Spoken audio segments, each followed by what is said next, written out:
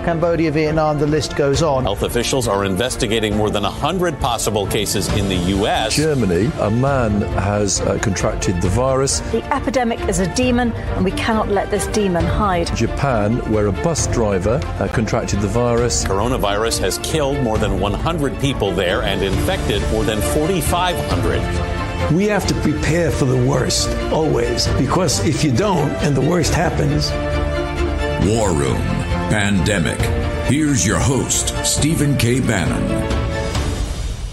Welcome to episode 174 of War Room Pandemic, Wednesday, May the 13th, the year of our Lord, 2020. We're going to jump into it in just a second with Jason Miller, Senator Braun joining us on the line on the John Fredericks Radio Network, America's Voice Dish Channel 219, on the Pluto app, FM 99.1 and 103.9 in Chicago, Nexus.org, and through the firewall thanks to G News and GTV, translated into Mandarin and shown to the old 100 names in Mandarin. Jason, I want to throw it to you and Senator Braun. Senator Braun, good morning. Good morning. Good to be on. Excellent. Senator, huge hearing yesterday with Dr. Fauci and others. I want to first play a clip that you were on with Fox and Friends this morning, and then I want to get a little deeper dive into what you were talking about. I wanted to point out that testing has dominated the discussion. It was PPE, then ventilators, then the number of ICU beds, all solved. And now that it has gotten down to testing, we lost about 40 days out of the gate when the CDC mostly wanted to do its own test. And that's the bureaucracy the president's run into. That's what we've been dealing with. So that makes it difficult to really know what to pay attention to. Senator, I thought that was those were some very important comments this morning. Take us inside what your goal yesterday was with your questioning and how you were setting things up and your biggest takeaways. So in this whole saga, it's amazed me how, regardless of what the issue was, of course, we were short on PPE and, like I said, ventilators and ICU beds. If it hadn't been for a new way of doing things from the administration, I think we'd be behind on all that stuff yet. President, I think, has embraced deregulation from the get-go. I've seen it before I became a senator, and that has actually put us in a much better place. I just got off the floor because the White House asked me to object to Minority Leader Schumer wanting the CDC to control the guidelines for reopening the economy. I mean, that's just what I ended up doing just a moment ago. I'm overdressed compared to normal. I got to go vote on the floor here in about an hour. But it struck me as, since you're making such a big point out of testing, which we all agree is necessary to have as much of it as we can. I did my homework before I came back, talked to a CEO of one of the pharmaceutical companies in Indiana. He pointed that out. Then my staff did the timeline from January 24th to March 5th. And it was one bureaucratic misstep after another. South Korean test has been kind of the one that everybody wanted to aspire to. Well, the CD said, no, we're going to do our own. Of course, it didn't work. I thought you needed to point that out because the Dems are now using that as a way to denigrate how the president is addressing the current issues with the coronavirus. Here's my biggest frustration right now is that the metrics and the goalposts constantly seem to be shifting. And here's what we have to see to be able to open schools in the fall. In Indiana, by the way, the new IHME model has deaths in Indiana trending down. So you guys are clearly doing something right there in Indiana. But the metrics are changing. But not only that, the broader narratives are changing, that society's not going to be able to function unless we have ubiquitous testing, even though you can test negative on Monday, bump into someone on Tuesday, get coronavirus, and Wednesday get your test results back saying that you don't have it. So I was glad that you went and called them out on that. Take us specifically to Dr. Fauci's comments about schools not being able to open this fall if we don't have a vaccine or even to the therapeutics, and what your reaction was listening to that, especially with how Indiana is improving. So there were about 7 of us that actually showed up to the hearing, and I was tucked in between Rand Paul and Senator Tim Scott from South Carolina.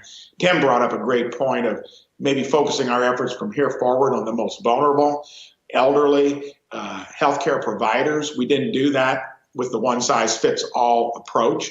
And when he talked about schools, you talk about parents across the country that probably had a chill in terms of more of what they've had to do, staying away from maybe their job. So it'd be hard to do both at the same time. Other than just recently, it's passed over youth. So few cases and deaths, other than a peculiarity that cropped up recently with some having a predisposition genetically to it. That's the peculiarity of this virus. I think when Rand called him out as not being the end all, and if we don't do that, we're going to be taken down the road from here forward where the real carnage will occur, because we never should have had a one-size-fits-all. We should have done a different approach, county by county, from the get-go. New York State did not have to do throughout the state what they did in New York City, and state by state has been different. Now's the time we need to speak up, or else we will get protracted into maybe some schools now have changed their minds, don't want to go back. Mitch Daniels at Purdue University was the first university president, said that that won't be the case in Lafayette, Indiana. We got to be careful. We can do two things at once. I've all along said, don't backslide on the stuff that we've learned from the disease. Don't ignore the data, but that one-size-fits-all approach done mostly by the epidemiologists, which I thought it was okay to respect them to a certain point. Now it's a different dynamic. Senator Jack Maxey here. I wanted to ask you two questions. One is, I totally agree with you on the one-size-fits-all does not work, but don't you think there's an opportunity right now for states to start asserting their power under our federal system? And I would really like to see governors taking a little more courage and taking a stand, and other senators like yourself who are willing to come out and take responsibility for decisions that are going to be made. It seems like everybody is just shifting the responsibility to the Faucis of the world rather than taking up the mantle of their own responsibility. I think you've seen that acknowledgement of what you're talking about in a grassroots level across the country. When Georgia stuck its neck out, states like Texas and others a couple of weeks ago, thank goodness. The beauty of our system is the laboratory of the states, and then we got 50 different ways of looking at it. And I think for the astute political observer, this is at a critical crossroads of whether you take our republic, our federal system, and keep going down the road. One reason I ran is I was so fed up with business as usual as a Main Street entrepreneur in terms of how this place has performed over the last several decades. And now, with what you've seen from Speaker Pelosi, they are doubling down, thinking that we're no longer denominating in hundreds of billions. Let's shrug off trillions, structural deficits of $1 trillion annually. The whole place is at a crossroads where if this place, I don't think we're going to fix it because there's no political will here to do it. Without term limits and without balanced budget amendments, we're never going to fix what ails the country. But states and the private sector, other than some states that believe in the way the federal government works, were pretty healthy before the crisis hit here. And to me, this is an opportunity that many that believe in government are going to try to use to take us further away from what you just mentioned. Hopefully, guys like me that are willing to speak up, didn't come here to make a career out of it, will say that, hey, why would you want more federal government when it's not knocked anything out of the park before we were confronting this, as a national crisis? So I think you'll have a lot of people speaking up. One thing that's also interesting, Senator, is Axios came out with a poll this morning that showed a vast majority of younger people, i.e. college-age students, want to go back to school in the fall, whether there's a vaccine or not. They understand the risks, and they just see that missing another year of school is not worth it. I think there's an angle there for us to gather some of their support, because clearly they're frustrated with the model right now. Well, that was refreshing to see, because that might counter their inclined politics a little bit, where if you remember, that demographic was liking the idea of a Bernie Sanders running the country. So I think they clearly know that they're at the beginning of their life, and maybe this will be something that causes them to think carefully, not only for their own interest in wanting to get back to that maybe most exciting time in life when you're leaving high school, going into college, charting out what's ahead of you. Hope that is parlayed into a broader realization that more of what we've got here is not the answer, and so that you're consistent in wanting to have the reins loosened because you want to get back to school. Maybe you'll more broadly look at that in terms of scratching your head. What kind of political system are you interested in once you take the reins on that? That's been a little disappointing and frightening for me. When you see what they might want beyond what applies to the coronavirus and how it's impacted their lives. And Senator, speaking specifically to colleges, their study that was out this morning saying 2/3 of college students want to be back this fall with or without a vaccine or therapeutics. They want to get back and can certainly understand that. I want to ask you, Senator, a tough question here. Why didn't Dr. Fauci get tougher questions yesterday about accountability and what models he's looking at and what science and data are truly informing his decisions? It felt to me as an observer, someone who's tracking this every day, that he got off a bit easy. I think so. Rand Paul was the one that I thought really brought into focus that kind of conversation.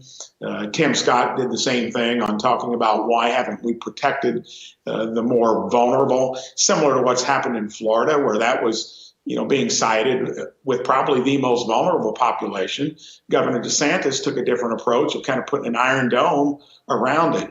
All of that comes into play. There were 3 of us there yesterday, there and remotely, that I thought pushed a little bit on holding the authorities accountable and certainly not rolling over to where they would dictate what happens from here forward.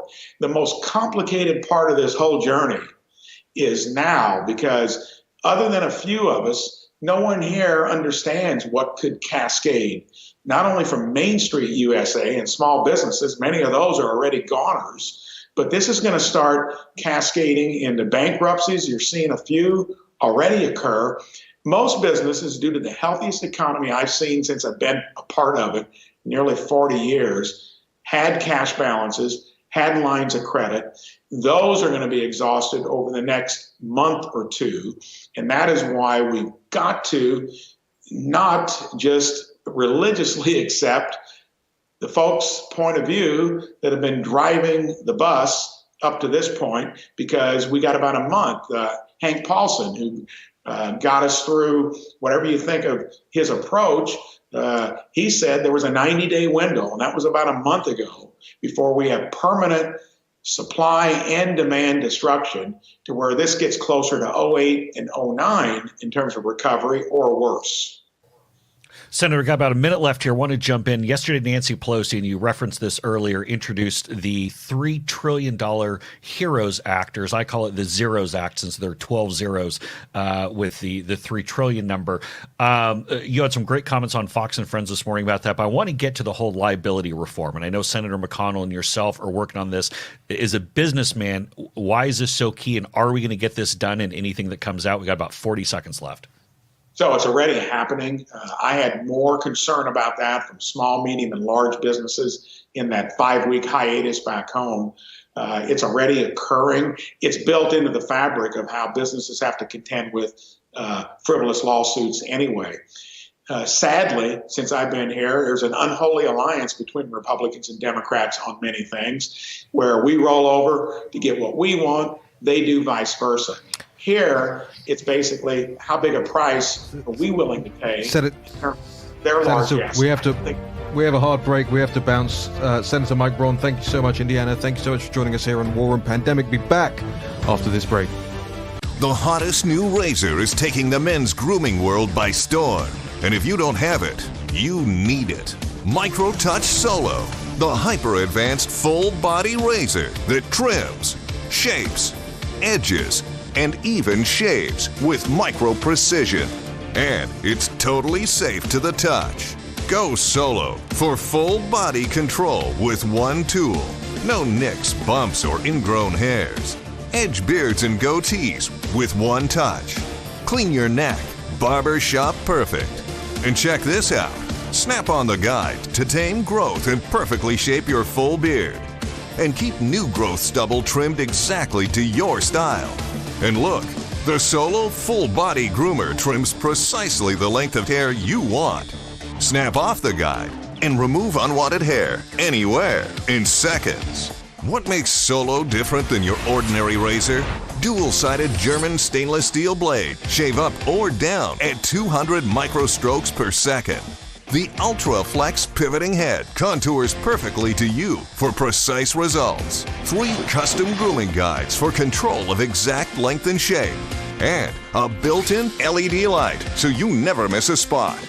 Solo is so precise, you need no creams, no soaps, and no water. Ditch the old man clippers and toss the scissors. You've got to go solo. Call 1-800-709-9777 or go online at microtouchsolo.com and get yours now for only $19.99. Complete with German stainless steel blade, pivoting head, built-in spotlight, and 3 custom grooming guides. Everything you see here for just $19.99. The all-new MicroTouch Solo Full Body Groomer. The one tool that does it all. America's Voice News brings you real news and real opinion in a real world. If you care about this country, then you can help by sharing America's Voice with your friends and family. We're here to bring you the truth with no agendas. America is one of the greatest countries of all time. We need a great leader to keep us on track and safe. If you support this president, then help us by being a beacon of hope and standing up for this great nation. Join us as we fight to bring you the truth in a crazy world.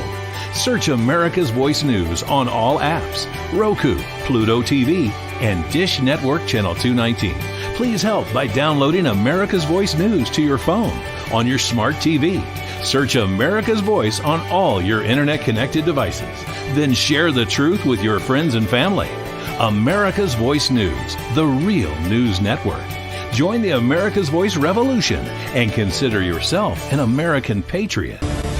War Room Pandemic with Stephen K. Bannon. The epidemic is a demon, and we cannot let this demon hide. War Room Pandemic. Here's your host, Stephen K. Bannon. If you're a regular listener, you'll know that earlier on in the week we confiscated Steve Bannon's microphone from him at the beginning of one of the shows, just so that we could get a word in edgeways. This time, we've taken his chair in the War Room away. Steve will be back with us shortly. Episode 174, War Room Pandemic. We're back. Jack Maxey, Jason Miller, Raheem Kassam. Jason, where do we want to go from here? Yeah, let's go and play Dr. Redfield's response here, where he went into China. Let's talk a little bit more on China. CDC has had relationships with many countries around the world. We have offices in over 45 countries right now, people in over 60. And one of those happens to be China, where we have a U.S. CDC that's with the Chinese CDC. We've worked together for decades, particularly on influenza and emergent infectious diseases. And that has been a very productive, collaborative, scientific interaction. When this original outbreak of pneumonia of unknown etiology came from the original seafood market, there were obviously discussions with the U.S. personnel that were engaging with the Chinese CDC.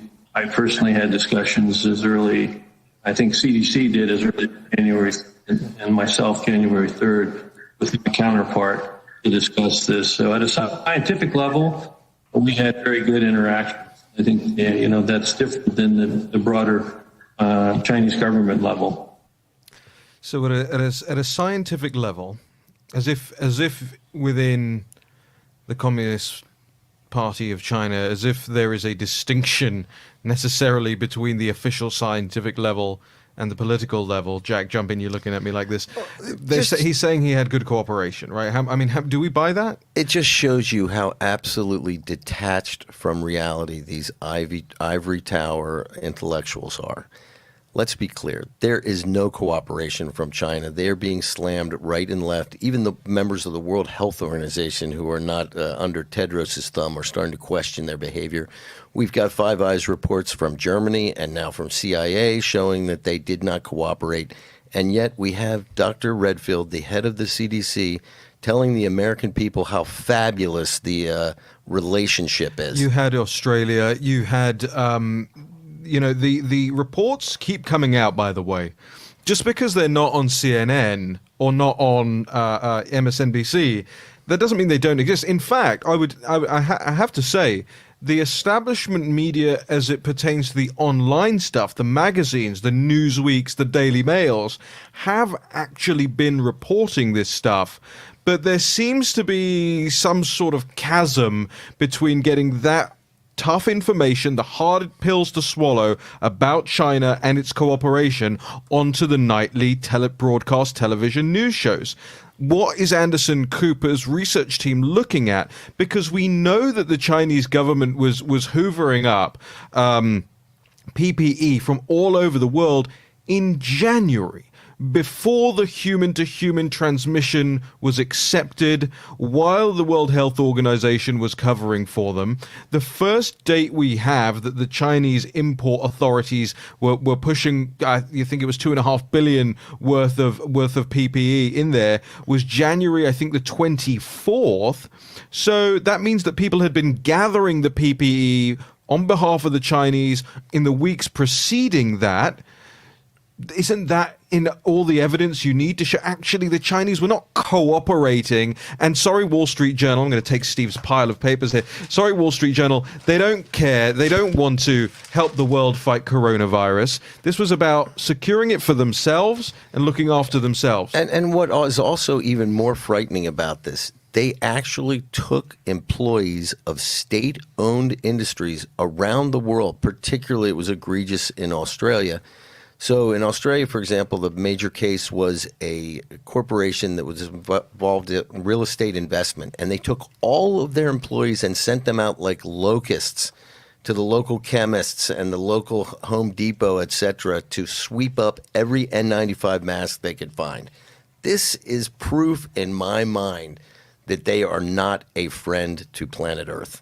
Period. The testimonies of this are important to go back and read. Okay, the Daily Mail on the 1st of April, the headline: "The true scale of China's medical stockpile is revealed. More than 2 billion masks were imported into Wuhan in just 1 month as the coronavirus crisis escalated." And go in and read the testimonies of these organizations that were owned by Chinese parent companies who were told, right, no more real estate for you. You don't do your jobs that we hired you to do anymore. Your job now is to go to Home Depot or whatever the equivalent is and just buy up as much stuff as possible. Throw it in your meeting rooms, throw it in your boardrooms, and we'll have it shipped out, right? And this is a scary thing. Australia is not new to this. For a decade now, Chinese people have been buying up all of the baby formula of Australia and sending it home to China at great profit. And the reason why is the Chinese put a poison in their baby formula about 10 years ago. So the Chinese don't even trust their own baby formula. They buy it now from Australia because of that. So this is a really messed up problem, and it's something that we've got to pay attention to, because these foreign Chinese who are in our countries, not all of them, many of them are good people, but many of them are surrogates for the CCP. And if they need a favor to get done, guess what? Those people are going to do it. Well, look, and let's go right back to what we saw in New York Times on Sunday when they teased out the fact that the U.S. was going to accuse China of trying to hack vaccine data. And then today's announcement from the FBI. I mean, the head of the top of the press release from the FBI this morning says People's Republic of China targeting of COVID-19 research organizations. And they're talking about they're trying to hack and go into all this stuff. Guys, this is some pretty dangerous stuff. I mean, it's bad enough when you're doing a propaganda campaign. When you're talking about the commissioner of the Chinese Foreign Ministry that has the op-ed in the Wall Street Journal General as Raheem just held up, or we're talking about the Huawei disinformation campaign, which Twitter, hello, can we get some manipulated media out there? I mean, they're going to try to drive division, specifically with African Americans and Latino Americans. I mean, this stuff's pretty egregious. But then actually trying to hack our vaccine data? I mean, at what point here between They're just trying to help. Right. Yeah. Yeah. It's trying to help with like a 2x4 up the side of the head. I mean, that isn't. As always, look at what they do, not what they say. This is true for everybody, including our government and their government. By the way, can we just discuss as well how this op-ed in the Wall Street Journal? I still. This is, I'm going to mispronounce this guy's name. I don't mean to. Ji Feng, right? Ji Feng, who wrote this op-ed, is the commissioner of the Chinese Foreign Ministry in Hong Kong. Jack, the Wall Street Journal publishes the commissioner of the Chinese Foreign Ministry in Hong Kong. What is the Chinese commissioner in Hong Kong spend most of his time doing lately? Suppressing the freedom fighters of Hong Kong. And this is Murdoch's paper. Well, you know what's so interesting is I wonder if the Wall Street Journal got their press credentials back from Beijing because they're certainly kissing the backside of Chairman Xi with this nonsense article. You saying he got back together with Wendy Deng? Is that what you're saying? Too soon. Tony Blair, the marriage buster. By the way, Tony Blair was on the CNN show, the Fareed Zakaria show this weekend. That was something that people missed. You have Tony Blair, one of the singular most disgraced politicians of generations, and Fareed Zakaria is holding up Tony Blair as somebody who should be advising people on how Tony to Blair is the this. QAnon of Quisling. Tony Blair, Mr. Fiddle the Iraq intelligence reports, right, to force the United Kingdom into Iraq. Mr. Tony Blair of affairs with Wendy Deng fame, right? Well, here's one of the greatest things I saw this morning in the English press. They're doing a new show on the former wives of prime ministers. And Sherry Blair, in a moment of introspection, said that she wished she had learned how to do her makeup and her hair younger in her life because she's at a loss now having to look good for TV. Hey, Jack. No more comment on that one. Jack, I want to ask you this question, just switching gears a little bit here. We talked about this before the show, but can you talk a little bit about this study on the hydroxychloroquine in this New York study and the headline that's blaring in Politico saying no benefit from hydroxychloroquine? Can you give us a little insight on that? Yeah, I can. If you read through the study, you'll find out that, again, it's a retrospective study. This is not a double blind or anything else. And they went back and they looked at about 1,800 patients in New York. I think the average age of the patient was 69 plus. They had one or more comorbidities. Most of them did not receive treatment till they were already in distress inside the hospitals. And as I think we've said from day one, hydroxychloroquine is not going to save your life once you're on a ventilator. In fact, even remdesivir is probably not going to save your life once you're on a ventilator. So, again, I don't know why they seem to be coming out with these retrospective studies. Each one seems to be driven by some sort of political intent. Certainly the doctors who ran that one study a few weeks ago that's been thoroughly discredited, the retrospective one by the UVA doctors on the VA. So for our listeners, I did speak to one of my good pals earlier today, and I think maybe later on this week or maybe next week we'll do a full retrospective on some new studies coming out on hydroxychloroquine that are a little more clear. And speaking of new studies, just with the minute that we have left, Gilead Sciences is out this morning, article in the Wall Street Journal saying that remdesivir, there are 6 new trials going on of these drug cocktails with remdesivir and other drugs to tackle this. Any in particular that you're hearing of, are you buoyed by this? Is this good news, bad news? I think this is good news. I mean, I think this is what we've said all along. This is the strength of Western science. We're going to be able to turn this disease into something that we can deal with so we can move forward. Remdesivir is obviously a very good product. At least it seems so. One of the problems that we're having right now is being able to produce enough dosages to get it out there. But we're moving forward. I'm very, very confident in Western We have a medicine. guest when we come back?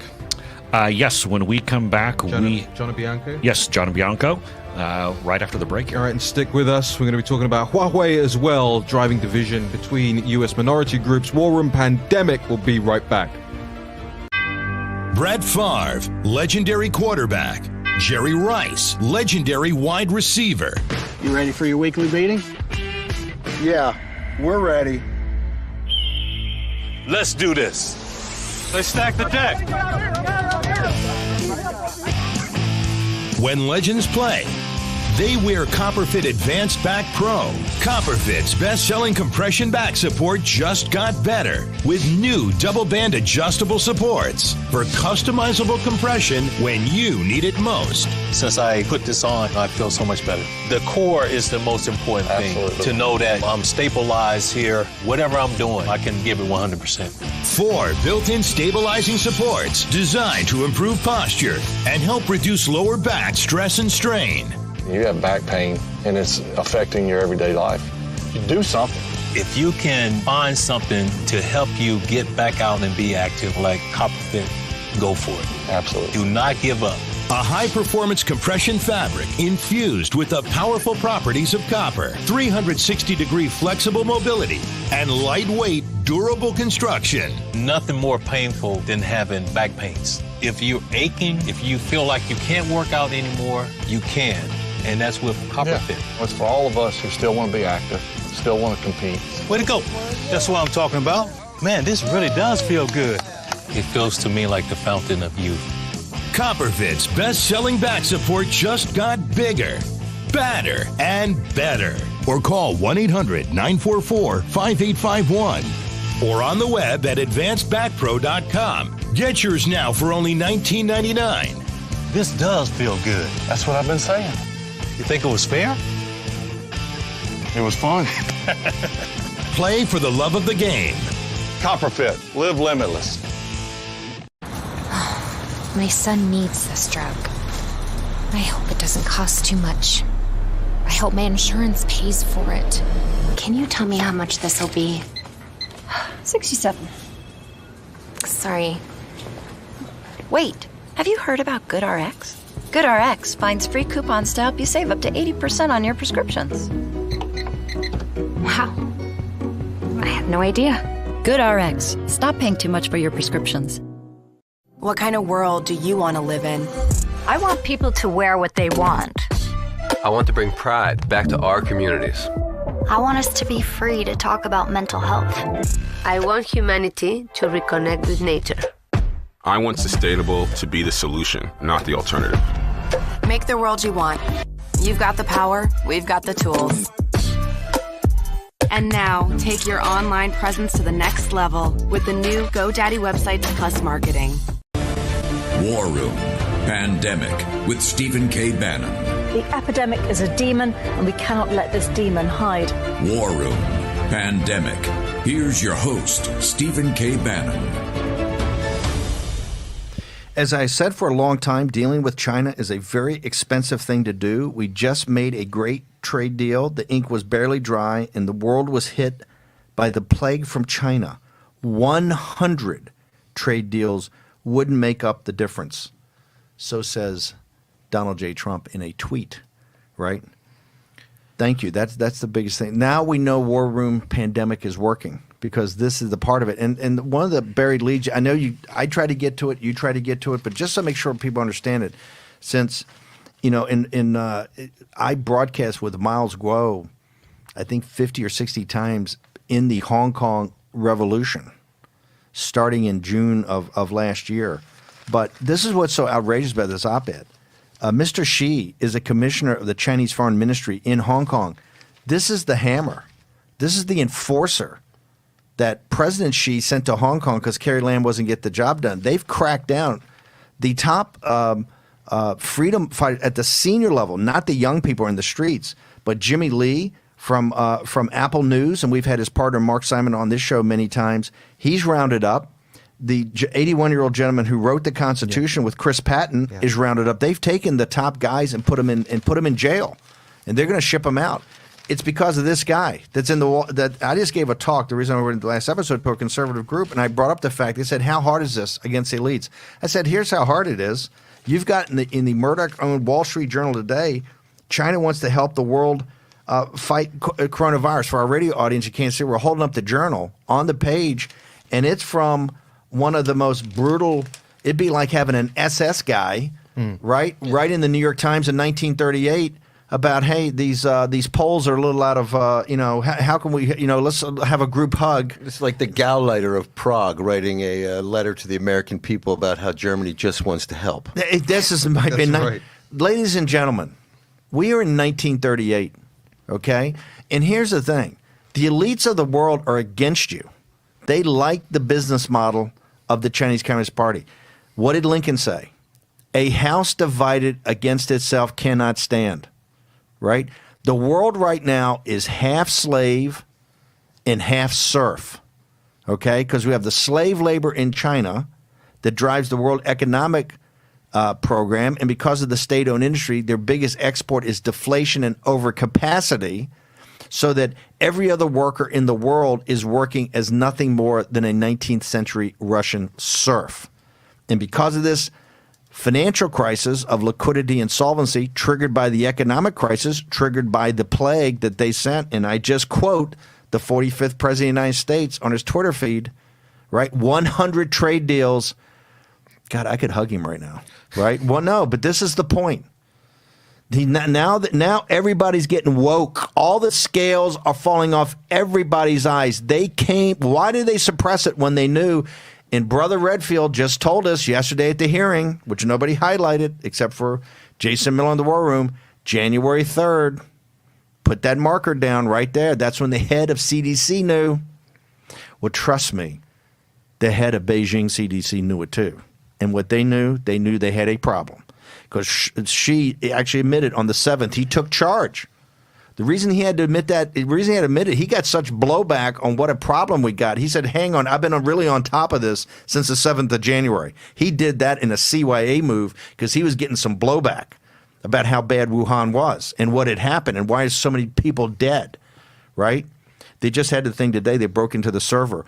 The whistleblower movement, they just had a thing, the 650,000 say, hey, the whistleblower movement led by Miles Guo and others is paying off dividends. What we do every Saturday on the show, there are tens of millions, if not hundreds of millions of Chinese, of Lao Beijing, old 100 names, who are your brothers, your comrades in arms to win here, that are ratting these guys out every day. The amount of information we're going to start going. If we could tear down the firewall, if we could tear down that wall like we tore down the Berlin Wall, right? These people would then be able to thirst real information, or if they get the mainstream media, quasi real information, right? But at least better than they're getting out. Bank said today about the China Daily. It's delivered here. It's right around the corner from the in the newsstands, right around from the War Room. We can pick it up every day. It's called the China Daily. It's just the English language version of the People's Daily. The People's Daily is the New York Times of the regime.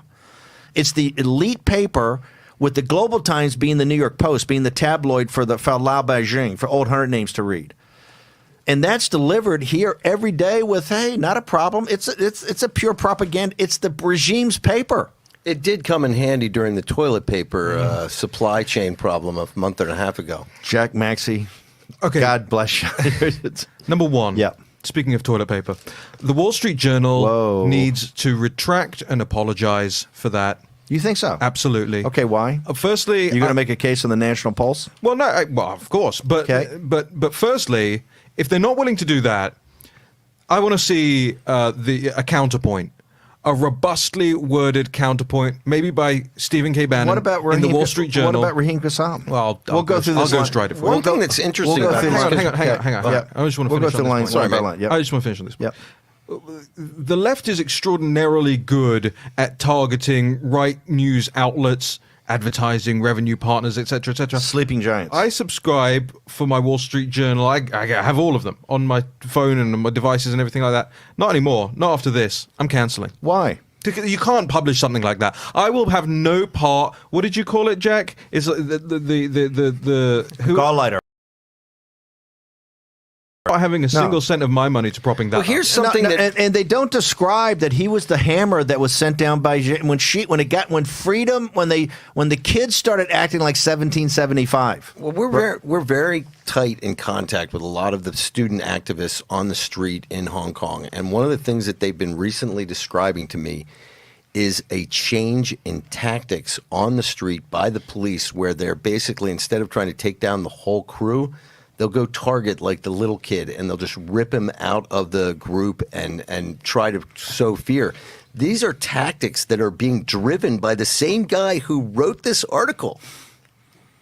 Well, just imagine for the audience. Imagine what the Chinese are doing right now as a result of having placed an op-ed in the Wall Street Journal. I mean, they're popping bottles over this, right? It makes us look pathetic. I think what we'll do is that we'll submit yours to the People's Daily and see if they publish it. No, Raheem Kassam, fire breather Brexit. And by the way, we'll get if they don't, we'll get one of those activist groups who did the projection onto the consulate in LA. Genius. We'll project my op-ed onto the consulate. Genius. Okay, now we're fighting back. We had the thrift savings plan. The other way we're going to fight back is to get the deplorables, to get their money back. You may not know it, but you're actually owed cash money by the Chinese Communist Party.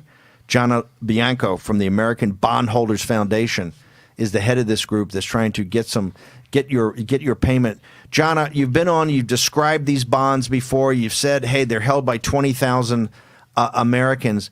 Walk me through the action plan. How are you going to actually get these people paid? How are you going? And talk to us a little bit about your bondholders. What do the 20,000 look like? Well, the 20,000 bondholders ABF represents is in 46 states. These are everyday average American citizens. They're Democrats, they're Republicans, they're independents. They are hardworking, mostly blue-collar type workers. We don't represent banks, financial institutions, or anything to the like. And they're spread all across this country. Our goal and objective is to hold China accountable to play by the same rules. As I was listening to you before coming on your show, you talked about, as the president said, 100 trade deals wouldn't make up for what China has done. A trade deal, a contract, is only as good as the signature that's on it. And as we have seen from the CCP, China doesn't honor anything. They don't play by the same set of rules. They're given preferential treatment on Wall Street and around the world. And this must stop. They've been able to circumvent this issue because of Wall Street, because of other state-owned enterprises. The other day on your show, we talked about their credit rating status. They should be in selective default. They paid Great Britain for these very same bonds, but they refuse to pay the American people. They're stiffing us all, just like they sent us this virus. They're stiffing the American people, refuse to uphold agreements to pay their bills. Americans pay theirs. China needs to be held to account and pay their bills to us as well. John, my phone and people that can get access to me, have been blowing my phone up since you came on the very first time. And they're saying, hey, if this is legit, how has this just not been paid? If the British got paid because Margaret Thatcher said, hey, no Hong Kong if we don't get cash, okay? If it's so legit, why has the American legal community, financial community, why have they not gotten in back of this? So the question is, what resistance have you seen? We understand the CCP doesn't want to pay their debts. That's no doubt about that. But why have the American financial, legal, cultural elite not gotten back at your crusade to get the American working man, Democrat and Republican, paid? The most part is anybody who speaks out in favor of China honoring their sovereign obligations are crushed by the Chinese, by the CCP, that they will be punished and not be able to get licensed to do business in China. They won't be able to do banking in China, insurance, manufacturing facilities. This is a big tactic that is used by the CCP to shut people down. Everybody on Wall Street, they would rather continue to do business and stiff the American little guy in hopes of future licenses to do business, banking, insurance, etc. In the future. And they know the tactics of the CCP, and so they prefer to turn a blind eye in hopes of betterment for the future. And as far as the lawmakers, as I said before on your show, the bondholders have fought through the court system. They got judgment. It went to the State Department. Kissinger shut it down in favor of normalized trade relations with China, and for the benefit of the elite class, the globalist, Wall Street, and corporate America wanting to get in bed with the Chinese and do business, and push the bondholders aside. Politicians the same. They all get a lot of political contributions from the pro-China lobby, which you know is very massive in this country. And that's why we've had difficulty in trying to collect on a debt that is legitimately owed. Anyway, John, we're going to have you on because we're following you and hopefully lead with you a woman from Tennessee who has taken up the cause of her fellow countrymen to make sure that they get paid and not get stiffed on a matter of principle.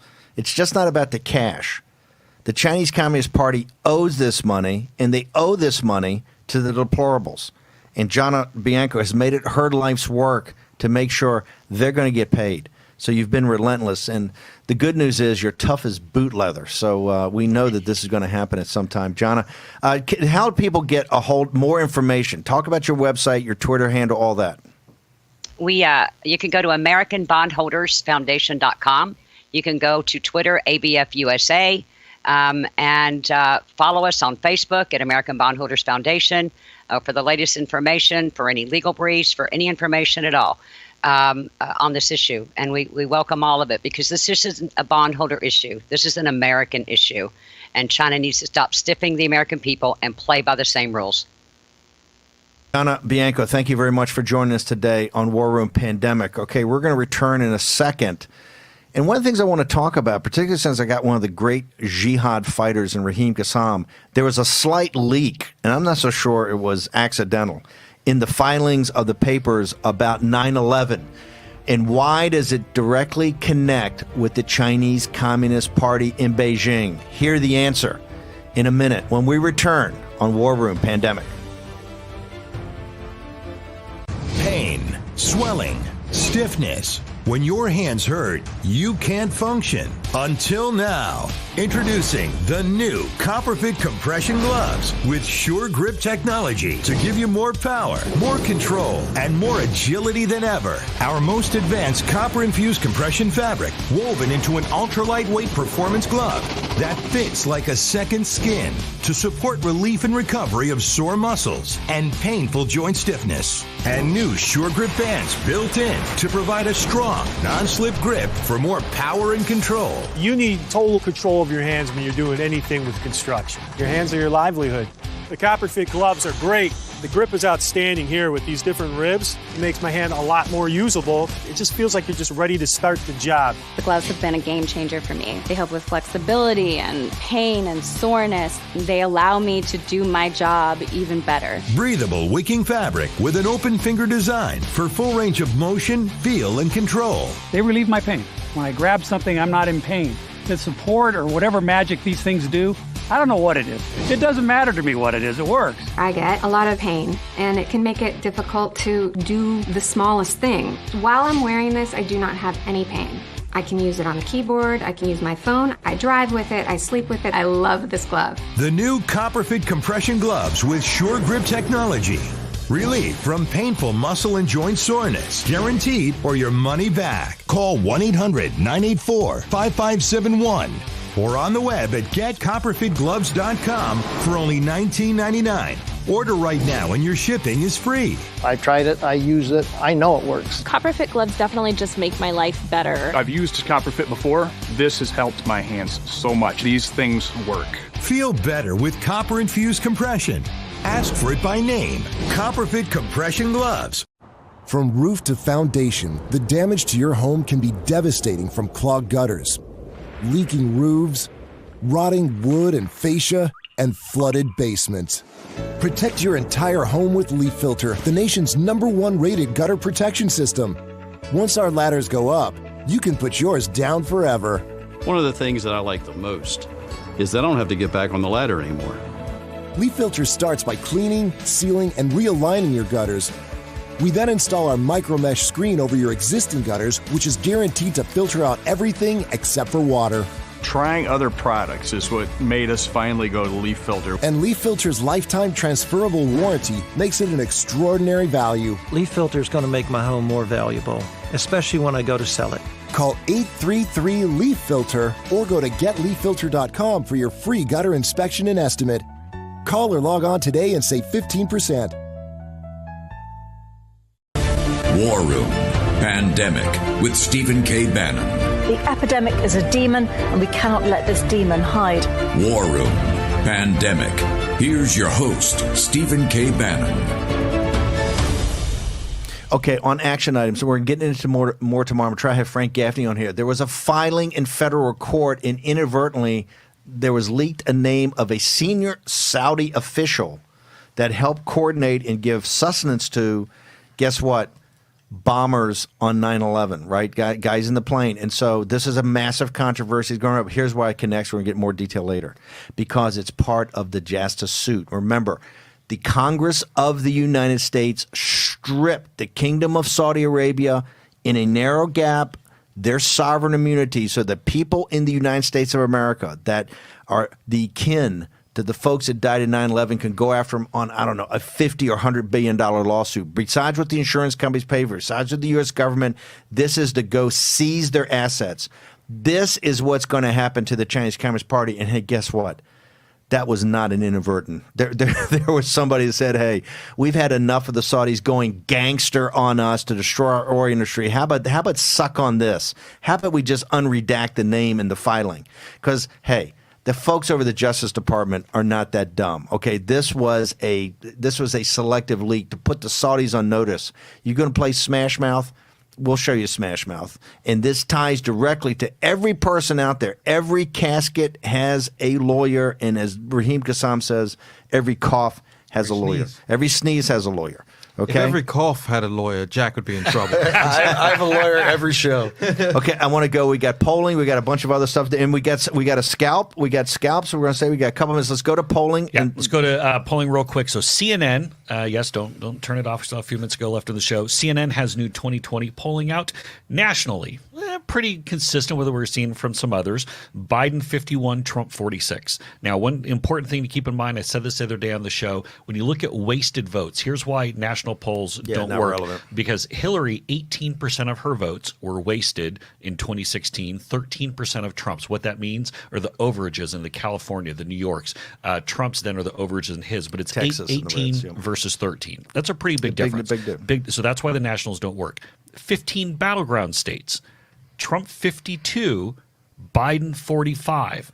Hello. So I want to go into this real quick because let's take it in context. Yeah. So it's 1,100 adults, including an oversample of 302 adults in the 15 battlegrounds. That's too small. Registered voters? Well, it's oversample of, it says adults living, but it says somewhere in here based demographics. So it went through on the party registration, 34% Democrats, 26% Republicans. Oh, so it's overweighted. Overweighted. Yep, 40% independents or another party. Okay. The 8 points is 2 or 3 points probably overweighted. It's a little bit, but not a heck of a lot. Here's the other thing too, though, when you talk about these battleground states and why this gap may even be bigger for Trump: Arizona, Colorado, Florida, Georgia, Maine, Michigan, Minnesota, Nevada, New Hampshire, New Mexico, North Carolina, Ohio, Pennsylvania, Virginia, Wisconsin. Several of those say Virginia, say Colorado, say New Mexico. Are not really swing states. They're purple on their best day. Big time. And so even some that are looped Hold it. This is Colorado. The president's going to have a joint press conference. I got Tom Tancredo and my bros out in Colorado are blowing my phone up this morning.